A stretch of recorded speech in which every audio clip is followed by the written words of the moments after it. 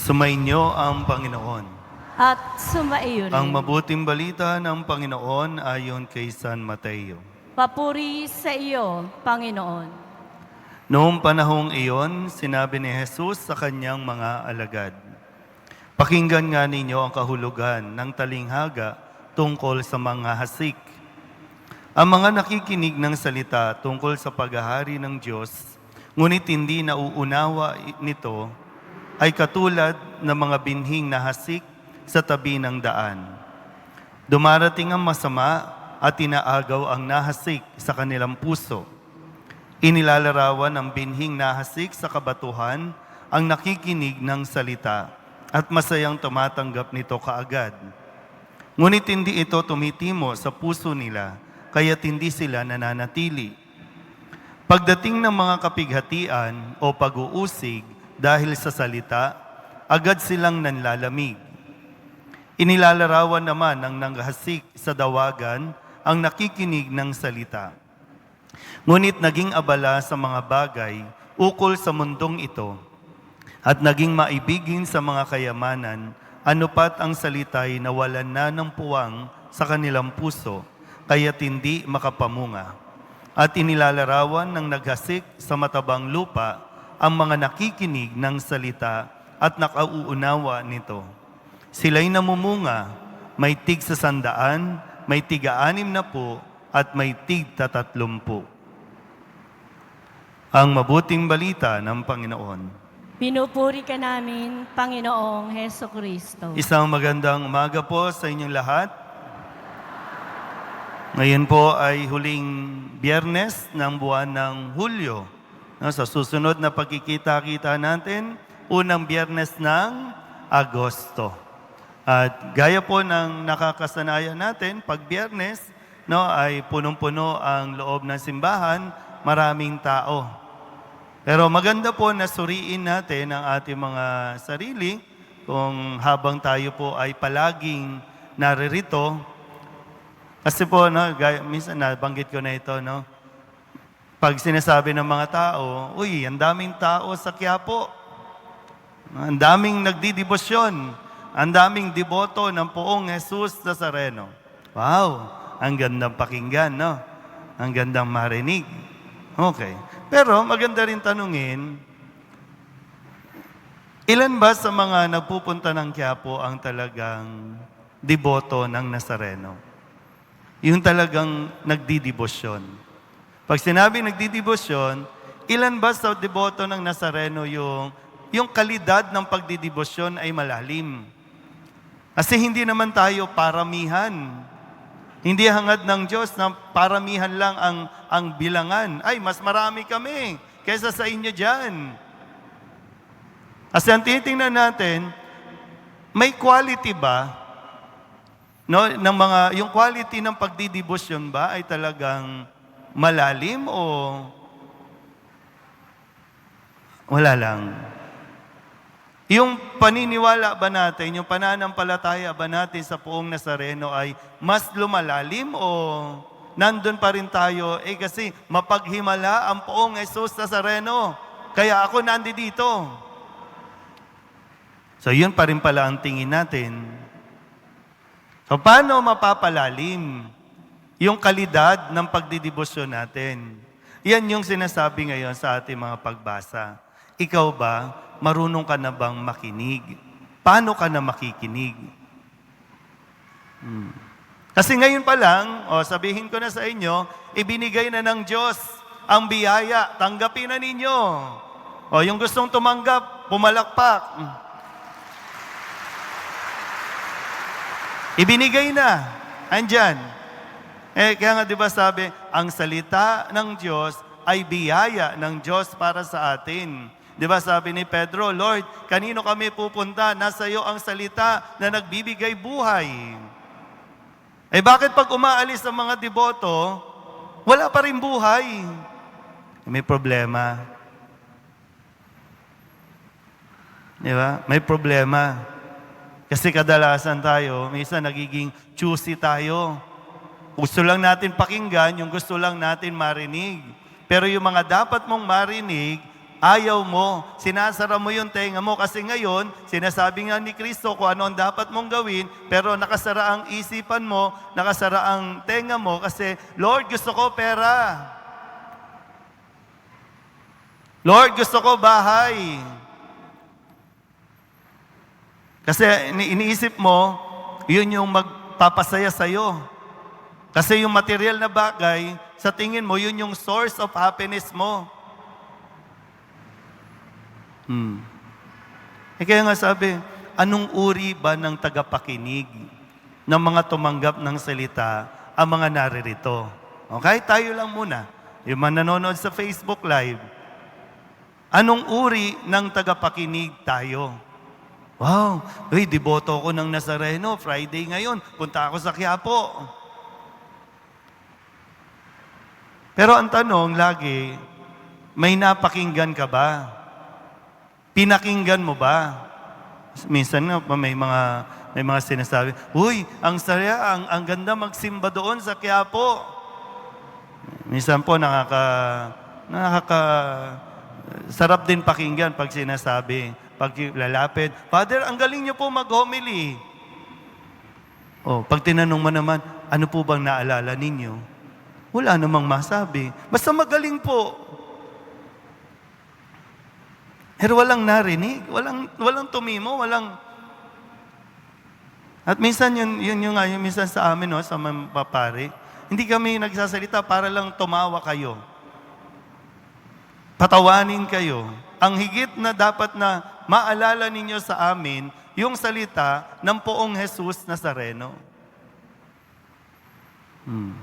Andito na, binigay na eh. Pag-uwi, malungkot pa rin.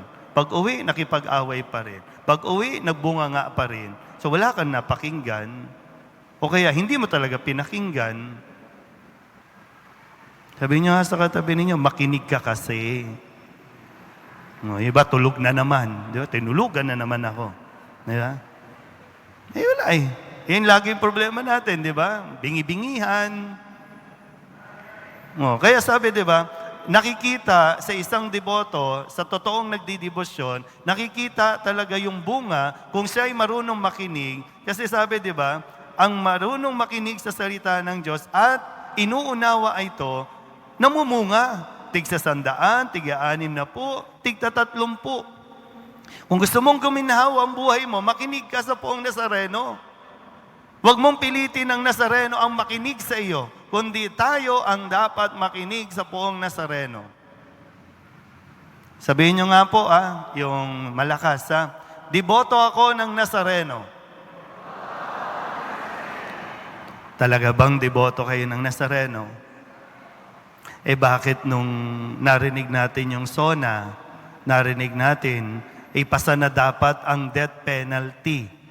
Bakit ang mga deboto ng Nazareno, oo nga, tama yan. Dapat talaga patayin yan mga yan. Ano ba ang sabi ng Diyos sa unang pagbasa? Huwag kang papatay. Huwag kang makikiapid. Ako lang dapat ang Diyos mo. Mamahinga ka sa araw ng pamamahinga. Huwag mong pagnasaan ang pag-aari ng iba. Huwag mong pagnanasaan ang asawa ng iba. Igalang mo ang iyong ama't ina. O ba tayo mo pakinggan? Sabi mo, deboto ka ng Nazareno. Okay, doon na lang tayo. Bakit sang-ayon ka sa death penalty? Diyos na nagsabi. Huwag kang papatay. Bakit ngayon? Gusto natin pumatay. Pero deboto ka ng Nazareno. Tapos hanapan dyan, justify natin, tama lang yan, Father. Tama lang yan. Kailangan mamatay sila. Kahit plunderer, kahit addict, kahit pusher, wala isa man sa atin ang pwedeng magbigay ng batas na pwedeng pumatay. Kasi ang Diyos mismo nagsasabi, huwag kang papatay. Siyempre, pag nagkasala, kailangan panagutan. May parusa dyan. Pero hindi yung pagpatay kasi wala sa atin yung pagpatay. Tingnan niyo yung itsura ng mga katabi ninyo. Naku. Hindi na naman tayo nakikinig kasi nga, ang pinakikinggan natin, yung gusto natin pakinggan. Pero deboto ka ng Nazareno, di ba? O mahiya ka naman doon. Yan nga, ang deboto ng Nazareno, tingnan mo, si Kristo, biktima yan ng death penalty. Kaya nga inaalis niya eh. Kasi isa siya sa biktima. Hindi siya sang-ayon. Isa siya sa biktima ng death penalty. Tapos, naku, pektosan ko kayo eh. Debo-deboto. Tapos, pag tinanong mo, mga deboto, mga naglilingkod, sa sang-ayon, ay nakakadismaya din eh, no? Binibigyan mo ng formation, tuturuan mo, pero wala. Mahalingat ka lang, ma-offeran ka lang, masabihan ka lang ng mga sikat na tao. So nga, sige, boto tayo dyan. Binigyan na ng pagkakataon na wag iboto yung mga nangungulimbat, ibinoto pa rin. Tapos gusto natin ngayon, patayin yung mga mandarambong. Ano ba?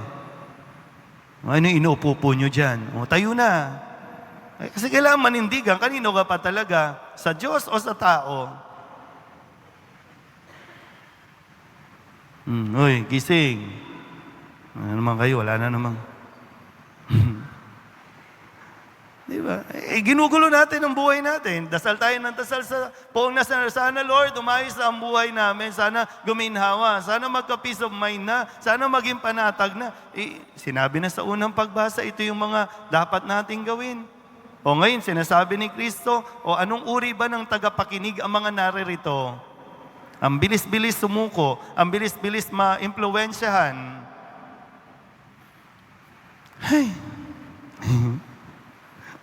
Hindi naman ako galit, no? Para lang marinig. Kasi baka yung iba tulog na, no? Nagbibingi-bingi na naman, eh. Tingnan niyo po, no? Kasi siyempre mas mahalaga na masunod natin yung batas ng Diyos. Kasi diyan tayo mamumunga. Ngayon, tingnan po natin, ha? Ngayon, sabi natin, pinagdiriwang natin, ginugunita natin itong lolo at lola ni Jesus. Nanay at tatay ni Maria. Kamusta ba yung mga matatanda dito? Mga lolo at lola. Minsan nagagalit kayo sa mga apo ninyo kasi ayaw makinig sa inyo. Ang tanong, mga lolo at lola, marunong pa ba kayong makinig? Hindi ko alam, ano ba yung mga dala-dala ninyo? Bakit ang dami ninyong hinagpis sa buhay? Hindi ko alam kung anong naranasan ninyo nung kayo ay mga bata pa na para ngayon, mga lolo't lola na, magsimangot kayo at hinay-hinay. Pag-isipan ninyo, bakit hindi na lumalapit sa inyo ang mga bata ngayon? Kasi inaasahan natin, mga lolo't lola, source of wisdom dapat kayo. Pinagkukuhaan kayo dapat ng karunungan. Lumalapit dapat sila sa inyo para magpagabay. Hindi kayo tumanda para mag-express ng authority. Lolo, ako, matanda na ako, sundin niyo ako. Ang tanong, mayroon bang karunungan?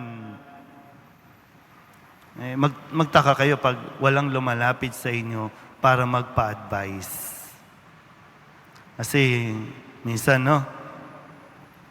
Mga lolo't lola, ingat po sa pakikipag-usap sa mga kabataan.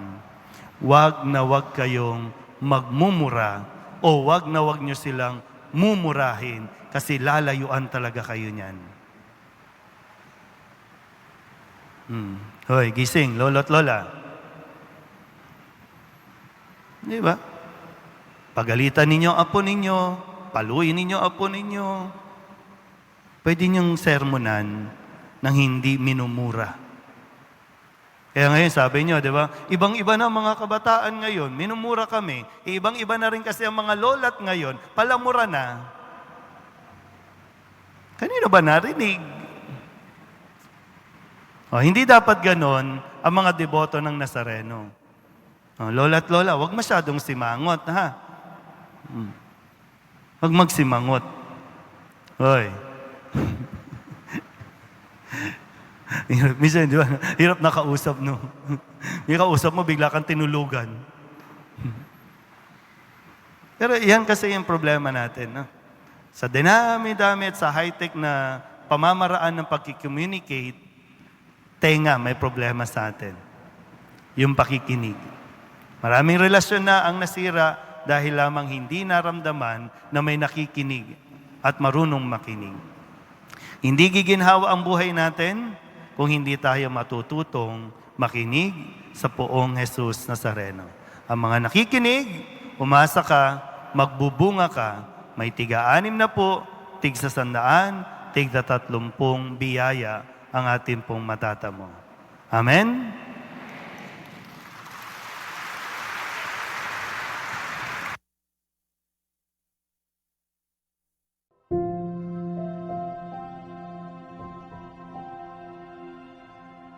Thank you.